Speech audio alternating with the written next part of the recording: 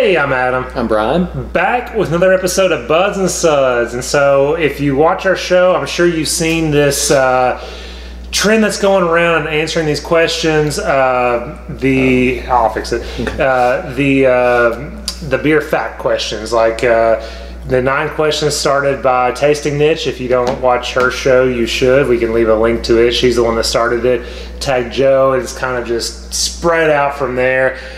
Nathan from Behind the Bar tagged us. Thanks, Nathan. And so this is our episode to answer these frequently asked beer questions. The first one, Brian, how did you get into craft beer and why craft beer? So I guess it was just kind of by accident. I was living near Nashville at the time, and there was the Science of Beer, which was at the Science Center in Nashville, and my wife thought that would be neat to go to, so she got me a ticket, and we both went. And she doesn't drink beer, so I had 2 to go with, and it was great. We had a great time. I got to try a lot of awesome beers, and I guess I got to see the gamut of, well, not the gamut, but at least a small taste of what was out there, and that was enough to kind of get me hooked. What about you? Well, I think the first, I guess really getting into it was with, you started, working with me, and we got a big beer distributor in town, and so it became readily available. We live in a small town, and so getting a big beer distributor with beers from all over the world, you kind of get exposed to new things. And I guess the one that got me in would have been the day that you're like, hey, you should go try this beer, Zombie Dust. And I went, and the guy, CJ, who you've seen on the show, he's the beer guy at this store, and he's like, you can buy a 6-pack of Zombie Dust, but you also have to buy a Shimei. Yeah. It's kind of one of those things. I'm like, well, this beer must be daggone good if I'm having to buy something else that I wasn't even planning on buying. Which, by the way, I love the Shimei too. But it just really started me into different flavors, and that's kind of what got me into it. And the reason, so it says why craft beer was the second thing.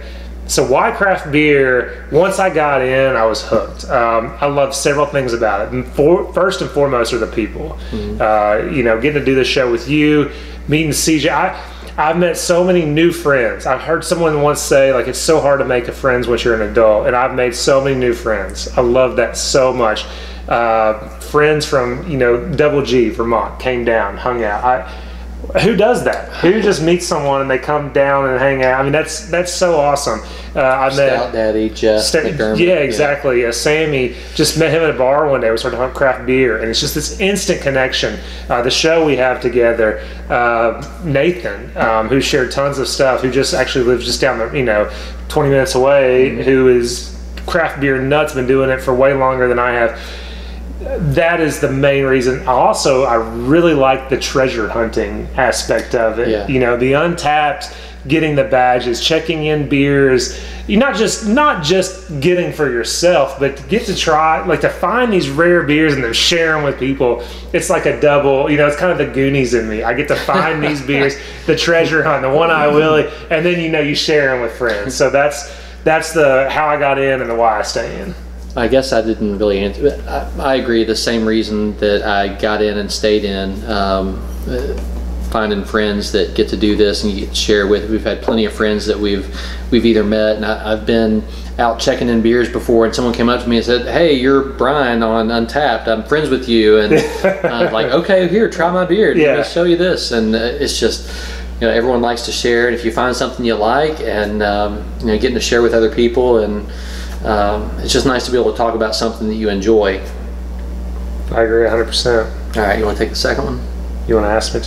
So what's your favorite beer? That's looking at these ahead of time, that's a hard question. Yeah, so I would say my favorite beer, probably Bourbon County Barley Wine, because I love bourbon barrel aged stouts. That was one I still remember the first time I ever had that beer there is a place in Lexington, which is near here, 30 minutes to an hour away, depending on traffic, to this specific bar in Lexington. And they had I think it was the 13 or 12 for an anniversary on tap. I never had it before, but I went, showed up at 5 o'clock, expecting the doors to be, people to be packed to doors. I was the first one in. I got the first pour of this beer, and it was like nothing I ever had before. And since then, I was sold on bourbon barrel aged stouts. And it is the one that I can get, every year, search out. It's hard to get, but I do. Mm-hmm. It's nothing crazy like a, Top and Goliath Rare Release or something like that. That may be a better beer, but the beer that I can get that I love, that I, hoard and drink a lot of, is Bourbon County Stout.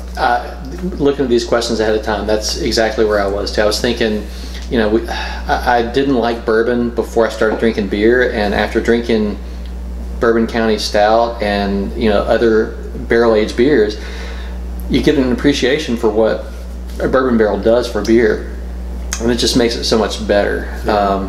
So yeah, I agree. Bourbon County Barley Wine and Bourbon County Stout, those are my two favorite beers at this point. Before, I think, our first year of videos, I would have probably had an IPA in that list. I would have too. Absolutely. But after doing videos and doing so many big barrel-aged barley wines and barrel-aged stouts, it's hard not to have those as my favorite. Which, frankly, before that, my favorites would have been things you can get like Lagunitas Maximus. That just, to me, was just a really big beer. Green Flash Palate Wrecker. I'm still waiting to get that again and get it fresh. But I just really love, big hoppy beers at first, but I kind of merged into, or morphed into, where I really just like barley wines and stouts. Yeah. And I will say, so, a year and a half ago, so Brian's a homebrewer, that's what's coming up, but I'm not. He made a stout and wanted to vanilla bourbon barrel age it, and so took vanilla beans, put it with bourbon. You can look up how to do that. And then we had this science experiment one day in his basement where we basically titrated that into his stout. If you want to learn, that was the best way of me to really learn what bourbon barrel aging does to a beer, like the combination of vanilla and oak and the bourbon character. Just take a stout, like a Founder's Imperial Stout. Just take something, a standard stout that you like. Take some vanilla beans or whatever. Look up how to mix that with bourbon, and just kind of like drop by drop, and you will actually learn. Probably if you're watching the show, what bourbon barrel aged. But that was a cool way of doing it. Yeah, that was fun. Yeah. All right. So what's next? So what is your favorite? If you could have one beer forever, what would it be? Same answer for me. Yeah, I think so. I know a lot of people are picking something light, but I'm gonna go with my favorite beer. If I could have, I like variety. I do too. I would never pick one beer forever, but if you're making me, I would just pick my favorite. Yeah, which would, to me, either be the barley wine or Bourbon County Brand Stout. Yeah. Either one of those, I would be happy with forever. Actually, you could probably pick something like, SR71, Bourbon County Rare. If you could have that forever, but I guess Morning Delight. Why not? If you're Morning Delight, Batch 1 or Batch 2. Assassin, 2014 Assassin. There are beers that, gosh, if I could have that forever, but I've had, that much of it in my life. So, but for something we've had a lot of, I'm very pleased with Bourbon County Barley Wine and Bourbon County Brand Stout. But I would say I'm big on change. I know that every beer would get old, and eventually you'd want some variety. That's why we do craft beer. So you're not drinking the same old, Pilsner or lager over and over and over, right? That's right. All right. How can you drink so much? ? How do you stay healthy? So 2 questions, I guess. How can you drink so much? I don't feel like we drink that much, but maybe if you combine the two, how can you drink so much and stay healthy? It's all about calories. The bottom line is your weight is based on the calories you take and what you burn. And if you end up taking more in than you burn, you're going to gain weight. If you end up burning more than you take in, you'll lose weight. It doesn't matter what you're taking in. That's really the bottom line. Now, people will argue about certain things increase your metabolism or decrease your metabolism, but without getting into those details, the bottom line is if you burn more calories, you're going to lose weight. And both of us he runs more than I do, which you can tell. He's also younger than I am, so of course he has younger knees, but you have to burn calories. If you don't burn calories, then you're going to gain weight. I agree. So it's all a calorie game for me as well. And again, you can talk about metabolism, boosting this. For me, it's a calorie game. So what I do is I used to be overweight. I mean, I still am probably a little overweight, but I used to be way overweight. And so for me, it's about 80% diet, 20% exercise. I think that's about a fair. I think that's a good general rule. And you have to keep accountable for every calorie. So I use an app on my phone when I'm trying to maintain my weight. Like I went through a point where like I lost 40 pounds and they're 10 or 20 pounds, and kind of I fluctuated. When I put a little more on because I've been drinking more, I'll start counting everything again, get down to where I should be or close to where I should be. So I use an app that has basically every food that you can eat is on there. And then I use a running app that keeps track of everything I burn, and they're linked, and so it keeps track of every calorie, just like you said. The one little caveat I would say that I think is a good rule of, not every craft beer is on that, but a lot of them are. Like I know a lot of people aren't, but I'm a pumpkin beer nut, and Schlafly's pumpkin ale is one of the ones that that's on there, for example. So if Schlafly's, I think, is 265 or close to 265.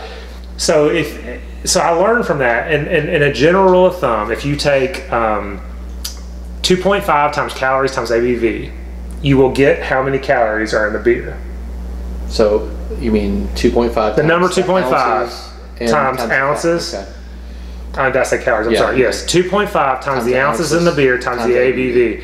That is a great rule of thumb. You can for these apps, you can look it up. It comes very close. The only exception is these big like brewery beer. These big Beatus beers, diabetes beers. Yeah. You'll go, and those will be over. But how often are you drinking those? You know what I'm saying? So I can still keep track of these calories. Like on a Buds and Suds night, because of driving, we know how many ounces we're drinking to stay in the legal limit. And so we drink about 500 calories on a Buds and Suds night, splitting beers. I know it sounds like a lot, but if you plan with your diet and your exercise, you can take in 500 calories. I ran today. Yeah, I ran today. I golfed today. So basically that's how we do it, or that's how I do it, and it's all accountability. All right, so are you an alcoholic? No, I mean, we've talked about this a lot. So and we discussed this ahead of time. So two things with alcoholic is one, does it fit the criteria as far as affect your daily life? Are you physically dependent on it? No, I don't get the shakes. I don't need it. I don't desire it. Like when I'm not drinking, I mean, I enjoy it, but I don't get the urge to drink it. I don't get the shakes. I don't have to fulfill a physical requirement to drink it. And I call BS on that. So when you were down at Westbrook and you were about to get the oh, I got the shakes. I got the shakes, but that was different kind of shakes. The desire. I mean, the desire. I have the desire to drink beer, and I've even had beer dreams, which to me made me feel like I was an alcoholic, even though I don't think that I am. But that's different than the actual like delirium tremens. You know what I'm saying? No, I see what you're saying. It's just I've had dreams about finding a rare beer and being excited about it. And I've like counted the seconds to go drink thing. I've done that. That's an excitement. That's not a physical dependence. It's not because I'm about to drink beer. It's about I'm about to drink a certain specific beer that I've been dying to try. Treasure hunting. It's treasure completely different. Yeah. That's completely different. And then on top of that, I've never drank before work, or all these things that like Now there's a separate thing we've talked about, and it's like it has to fit into your family style, your family lifestyle. Like, if it's caused, like if you wanted to go to a rare beer release, but it's your kids, something's going on, soccer game, like that is also in play. Not that makes you an alcoholic, but you actually have to take that into account.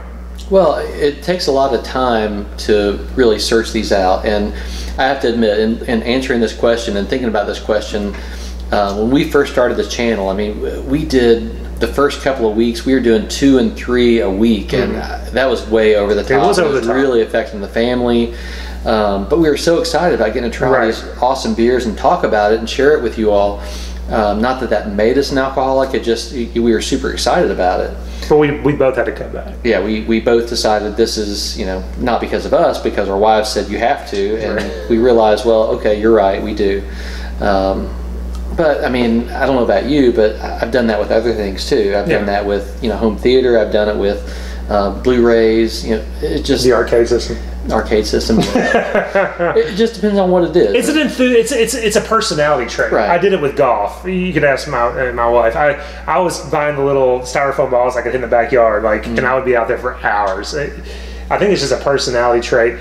Alcohol just happens to be a drug, and you just have to be more careful. You have to be more careful, and that's really the key. I think is be more careful, because it can sneak up on you, and if you don't calculate, if you don't figure out what the right amount is, then I mean, not only can it sneak up on you because you lose inhibitions, it gets to the point where you don't realize you've gone too far, and I think that's where it becomes a problem. Yeah, and then especially when it comes to driving, I mean, you just have to be very careful, because these beer, like for example, we're just sipping on the beer tonight. This is a 12% beer, and so when you go to a bar, if you had a 12% beer, it may not be served in a 5-ounce glass. So a 5-ounce glass of a 12% beer is the equivalent of a Budweiser, which is one drink. What if it's a 10-ounce glass, or a 12-ounce glass, or God forbid a 16-ounce glass? Yeah. You could be having 2, 3, 4 beers, and if you're not cognizant of that, then you get to this point, I'm fine. You always say, I'm fine. I only had one beer. I'm fine. 16 ounces of and then 12%. If you added them up, so again, these are things we've thought a lot about and take into account. And everyone makes mistakes. You do things, but you just have to be very cognizant. You are partaking of a drug, and it's a drug that changes your thought process, changes your behavior, and you have to plan. You have to plan ahead. I'm only going to have this much, because once you're in that thing, you're going to be, oh, this is fun, I'm going to keep going. Well, and it's hard because we'll have two, like tonight we've only shared 2 beers, but there's another one I would love to have, but we can't. There's always time later. You're right. But if you get pulled over that one time, or it's all it takes is once, and it screws your life up. So you just have to be smart and plan ahead. I think that's really the key, is when you're doing shares, plan ahead, because if you don't plan ahead, then you'll go over the top. And the times that we feel like we've gone over, it's because we didn't plan ahead, or we got excited and hey, I've got this one we better try. And so the smart thing to do is plan ahead. Yeah. Well, I think we're going really good. Yeah, we kicked that one. But it was important stuff. So, he's trying to say, what's your favorite ingredient? Ooh, in beer? To me, it's hard because I almost want to say vanilla or bourbon. Adjunct, but they kind of go. Yeah. So as an adjunct, I would say either barrel aging, so bourbon barrel aging, or vanilla. Yeah. What about you? Gosh, I'm right there, man. I love, adjunct stouts. Maple. So I know maple. I know what goes into beers. I mean, you can't have a bourbon barrel aged stout without a big great malt bill and the right yeast and the right water profile. But I'm with you, man. The magic that happens between base stout and bourbon barrel aged stout, I'm going with bourbon barrel. Bourbon, which adds vanilla. I love it. Yeah. I'm going bourbon barrel. No doubt. All right, so do you brew? No, I don't, but what about you? I do. Hey, imagine that. I do brew. I brew less than I did, when we first started the show, but that's partially because, gosh, we have so many things to try. And when I brewed, it's almost always now trying to mimic something we've liked. Like Bourbon County brand stout. I mean, why wouldn't you want more of that? Right. You get it once a year. Why wouldn't I want that every single time I brew? So that's really what I'm going for when I brew. And I'm just trying to do fun things. So, what was your first beer? Probably a Coors Light, something like that. What was your first craft beer? First craft beer was Yazoo, which I almost used as why I got into craft beer, because I was in Nashville at the time, and they had their hop project, which I'd never heard of hop. I mean, I knew hops was in beer, but I didn't know that there were that many different types, and I certainly didn't know that it added that much flavor. And their hop project, which just to me was awesome, and so I bought it by the case, and shared it by the case too. But we both went back. We went back to Nashville for a trip, and we tried some Yazoo stuff, which, by the way, we got there and they were already closed. Yeah, that was disappointing. Very disappointing. They were already closed. We had to find local bars that had Yazoo stuff, and it just wasn't nearly as good as I remembered. But that's because we had been, getting craft beer up here. Yeah. What about you? What was your first beer? It was Bud Light. I remember in college, my freshman year, I remember going to frat parties and Red Solo cupping it in the yard, just hanging out. And then I still remember, like, as long as the cup's not in your hand, you can't get arrested. And so every time someone was like, "Is that a cop?" You just drop your cup, and then you had to go get another tag on your cup. Yeah. What about your first craft beer? Well, I was thinking about that. And I thought it was Zombie Dust or whatever. But I remember now, maybe after undergrad, like, I discovered Avery, like big Avery beers. I think it might have been Mephistopheles. Because I remember thinking, I had a guy that I drank, mixed drinks bourbon and stuff with, and because I was more into the spirits, and I remember thinking, this beer is like 14 or 15%. What's up? Yeah. It's expensive. It's a big stout. It's a big, yeah.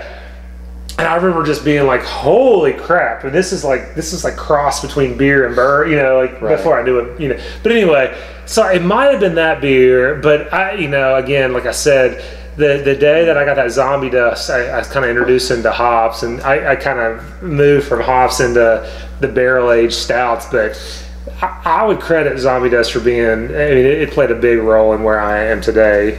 So Bud Light, Mephistopheles / Zombie Dust, it was kind of in that area. Well, and we as Buds and Suds kind of got our start with Zombie Dust. I mean, we had friends that everything they got, they're like, "Oh, this is so much better than Zombie Dust," and they would actually pour us blind with Zombie Dust, and we still loved it better. I'm not sure we still do that, but at that time we did, and we did. And blind, it still held up. Yeah. Now they've changed their process, they've increased their production. We're about to get some that is less than a week old, so we'll find out if it's really still as good. But I just can't imagine. By the time it gets to us, it's not as good right now as it used to be. Yeah, but it's still great beer. I mean, we're not knocking it. Who in the beer world do you look up to? I'd say Darwin. He just Darwin just he knows his crap. He really. You can anytime that we fumble over a style, he'll comment and say, "Well, actually, this." Or if we say something about double bock, he'll say, "Oh no, you're wrong," which is great. We appreciate the feedback because we don't research ahead of time. We just kind of wing it just because it's fun. But I'd say Darwin. Yeah. I would say the reason I got into beer tubing was Chris from Beer Geek Nation. I'm sure he doesn't watch our show, but I loved watching his videos. I like these quick 3-minute, bam, bam, bam, bam. They're fun. They're fun to watch. They're easy to watch. I like that. It probably went from Chris to Darwin, so I'm right there with you.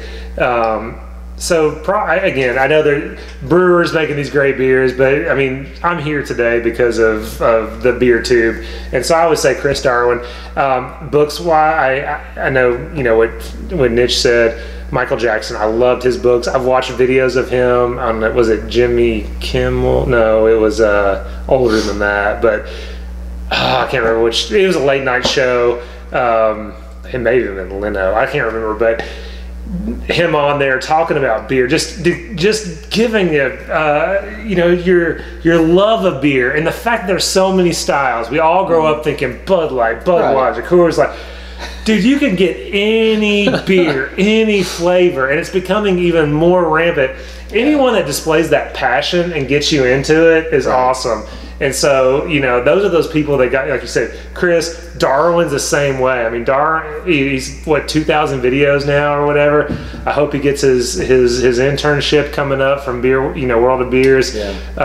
But Michael Jackson probably was the original. I've read books, I've watched him on YouTube, watched his documentaries on YouTube, and he was like the original beer geek, That's awesome. So for me, I guess I should probably add the homebrew side, like Palmer. I mean, How to Brew.